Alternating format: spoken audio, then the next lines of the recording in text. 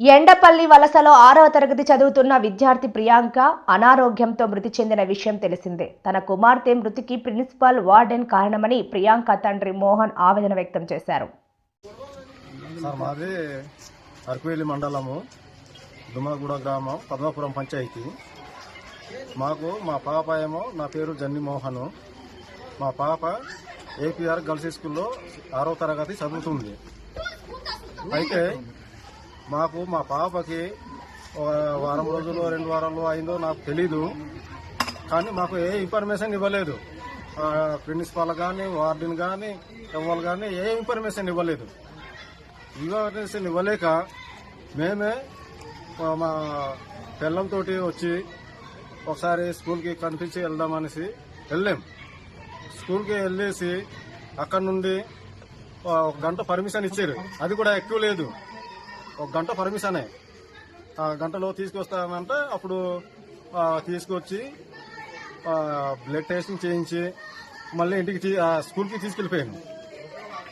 స్కూల్కి తీసుకెళ్ళిపోయి నా పిల్లము, నేను పాపకి ఇంటికి తీసుకెళ్తామండి సార్, ఇంటికి తీసుకెళ్తాము ఏదో ఉంటుంది అనేసి అంటే ప్రిన్సిపాల్ వారిని ఏమన్నారు, ఏఎన్ఎం ఇంటికి తీసుకెళ్ళి మీరు చదివించుకుంటారా అనేసి అన్నారు. ఇప్పుడు బాగలేనప్పుడు ఇంటికైనా తీసుకెళ్ళవచ్చు, తల్లిదండ్రుల బాధ్యత. అది నేను చెప్పాను. అది నేనేం చెప్పాను, మీ స్కూల్లో ఉంటే మీకు రిస్క్ వస్తుంది, నేను తీసుకెళ్తే నాకు రిస్క్ వస్తుంది అనేసి అన్నాను. ప్రిన్సిపల్కి కూడా నేను కూడా ఏఎన్ఎం కూడా చెప్పాను. వాళ్ళు ఏమన్నారు, స్కూల్కి తీసుకెళ్ళకూడదు, అంటే స్కూల్లోనే ఉండాలి, మేము రేపు మళ్ళీ హాస్పిటల్కి తీసుకెళ్తాము అనేసి అన్నారు. దాంతో ప్లస్ మేము 5 గంటల వరకు కాసామండి.